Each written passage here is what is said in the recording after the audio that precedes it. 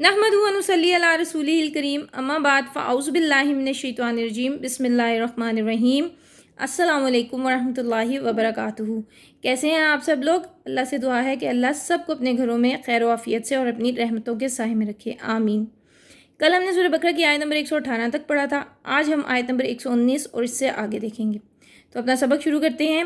Rabbi इश्रह ली सदरी व यस्सिर ली अमरी वहलुल उक़दतम मिन लिसानी यफ़क़हू क़ौली रब्बना ज़िदना इल्मा अल्लाहुम्मा फ़क्किहना फ़िद्दीन इलाही आमीन या रब्बल आलमीन। सूरह बकरा आयत नंबर 119।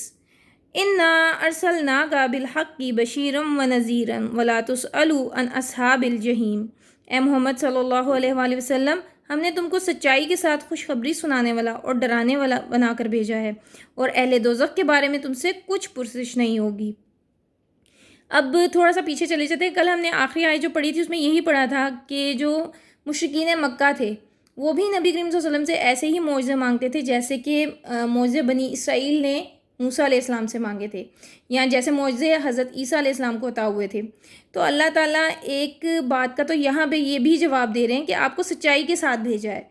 मतलब ये कि अहले मक्का से अल्लाह ताला मुखातिब होकर कह रहे हैं, मुशरिकीन मक्का से जो ईमान नहीं लाते, कि तुम लोग खुद जानते हो कि तुम्हारे पास जो रसूल आया है उसने कभी भी झूठ नहीं बोला।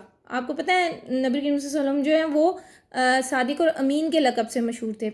तो जिस शख्स ने आज तक कभी झूठ नहीं बोला और किसी शख्स के बारे में कभी झूठ नहीं बोला, तो वो अल्लाह ताला पर कैसे बहतान लगा सकता है कि फिर वो एक तो ये कि उसको लिखना पढ़ना भी नहीं आता। आप लोग अच्छी तरह जानते थे कि वो उम्मी थे, यानी उम्मी ऐसे शख्स को कहते हैं जिसको लिखना पढ़ना नहीं आता और ना ही उनका कोई उस्ताद था जिससे वो ये सीख सकते। तो फिर एक ऐसा शख्स जिसको लिखना पढ़ना आता ही नहीं, वो ऐसा कलाम पेश कर रहा है जिसके मुकाबले में कलाम लाने से तुम सब के सब आजिज़ हो। तो क्या ये अल्लाह यही बात जो है अल्लाह के वजूद की, नबी की नबूवत की और कुरान की कलाम इलाही होने का वाज़िह सबूत नहीं? अल्लाह ताला ने कुरान में ही कुफार मक्का को चैलेंज किया हुआ है कि अगर तुम्हें इस कलाम में शक है कि ये किसी बंदे का कलाम है, तो फिर तुम इस जैसा कलाम लेके आओ, लेकिन तुम इससे कासिर होगे। इसके अलावा अल्लाह ताला ने एक जगह पे और फरमाया कि 3 आयतें ले आओ। फिर अल्लाह ताला ने एक दफ़ा और कुरान में कहा है कि इस जैसी एक ही आयत ले आओ।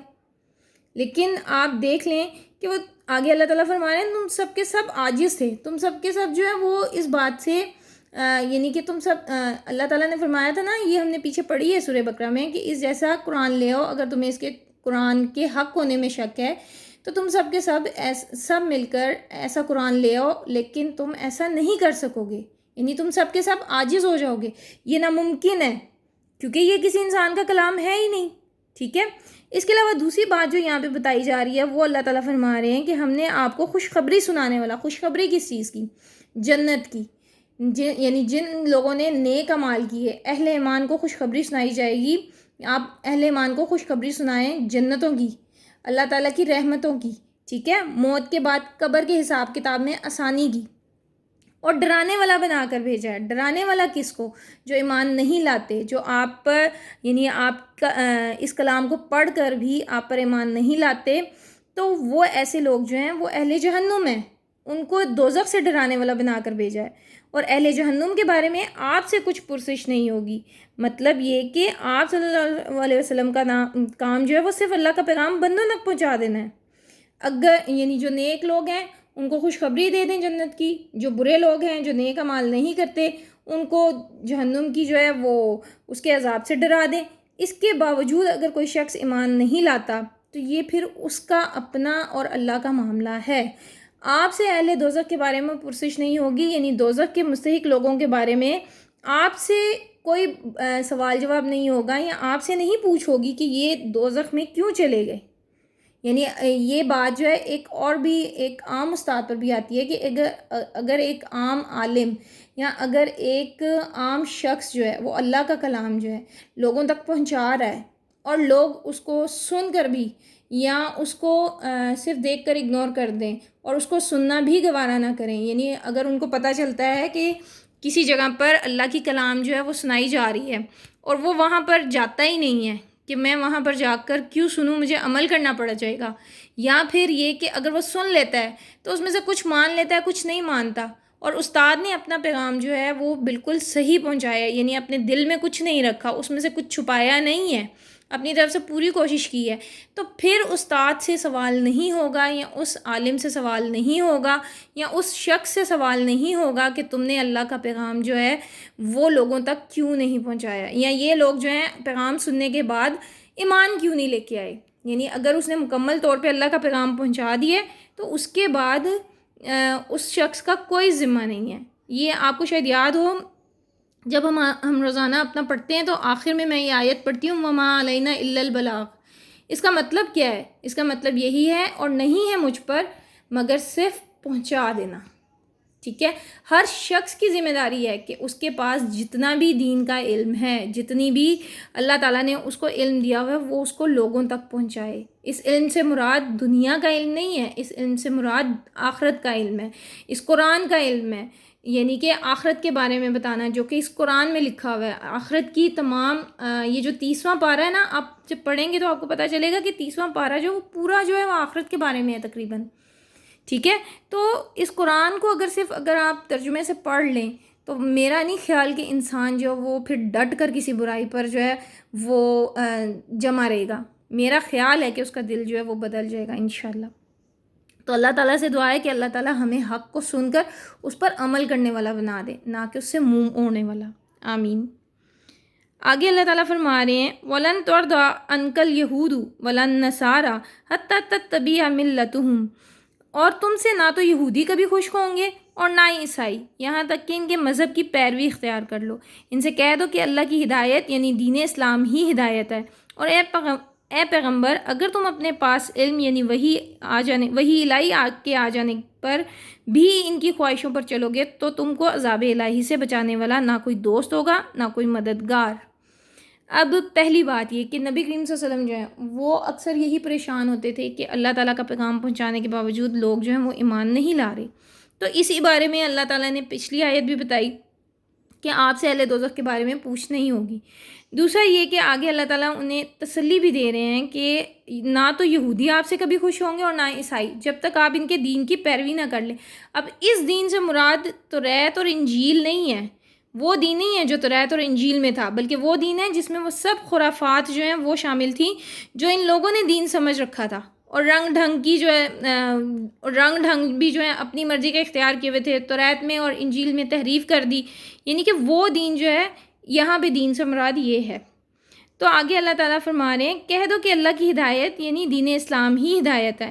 یہاں پہ اللہ تعالیٰ فرما رہے ہیں کہ دین ہدایت یعنی ہدایت والا جو دین ہے، یہاں پہ ہدایت سے مراد قرآن ہے، اللہ تعالیٰ کا دین اسلام ہے، یعنی کہ جو اس پر چلے گا وہی اصل ہدایت پر ہوگا۔ اور آپ کو پتہ ہے کہ شریعت محمدی آ جانے کے بعد پچھلی تمام شریعتیں جو ہیں وہ منسوخ ہو گئی تھی، ٹھیک ہے، اور صرف شریعت محمدی جو ہے اس پر جو ہے وہ عمل کرنا جو ہے وہی ہر شخص پر فرض ہے۔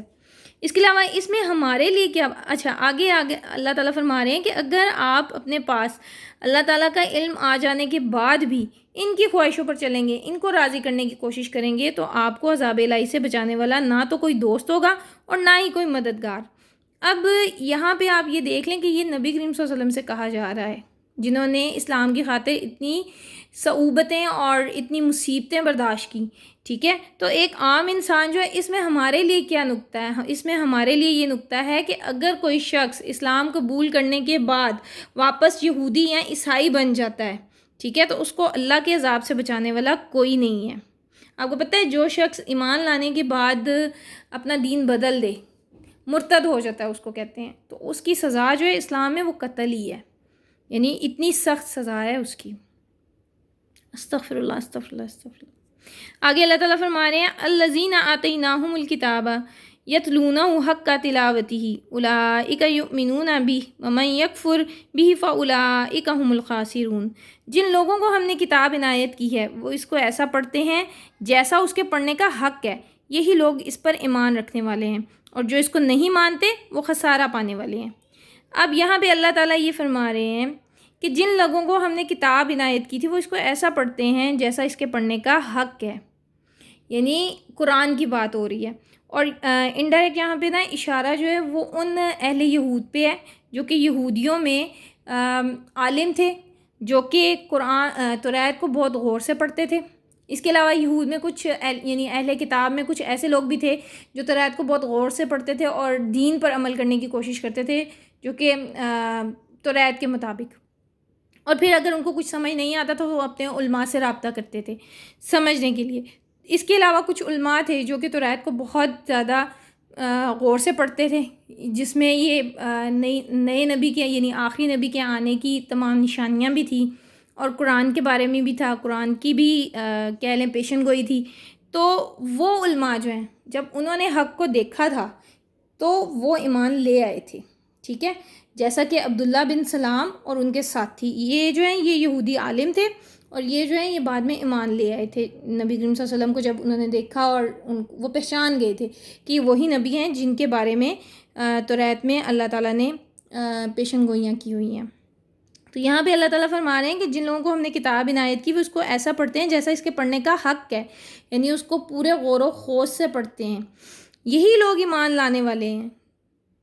اور جو اس کو نہیں مانتے وہ خسارہ پانے والے ہیں، یعنی جو لوگ اس کو جان کر بھی، اس کو سن کر بھی اس پر ایمان نہیں لاتے تو وہ خسارہ اٹھانے والے ہیں، اور وہ خسارہ آپ کو پتہ ہے کیا ہے، وہ آخرت کا خسارہ ہے، ٹھیک ہے۔ اگر کوئی شخص دنیا میں بہت زیادہ مالدار ہے، اس کے پاس اللہ تعالیٰ نے بہت نعمتیں دی ہیں، اور وہ بے دین ہے اور وہ اللہ تعالیٰ کے احکامات نہیں مانتا، تو وہ خسارہ پانے والا ہے۔ آپ اس کو کامیاب شخص جو ہے وہ نہیں سمجھ سکتے۔ اللہ تعالیٰ ہمیں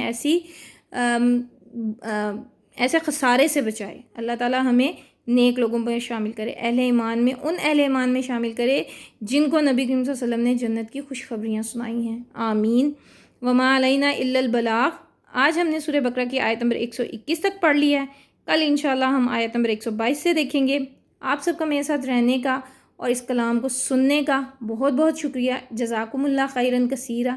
اللہ آپ کو اس کا بہترین اجر دے۔ اللہ سے دعا ہے کہ اللہ تعالیٰ اس قرآن کو ہماری زندگیوں کا، ہمارے دلوں کا، ہماری قبر کا، ہمارے روز محشر کا ساتھی بنا دے، اور اس کی برکت سے ہماری زندگی میں جو مشکلات ہیں، جو پریشانی ہیں، یا جو یہ وبا اس ملک میں پھیلی ہوئی ہے، اللہ تعالیٰ ان سب کو دور فرما دے، آمین۔ السلام علیکم ورحمۃ اللہ وبرکاتہ۔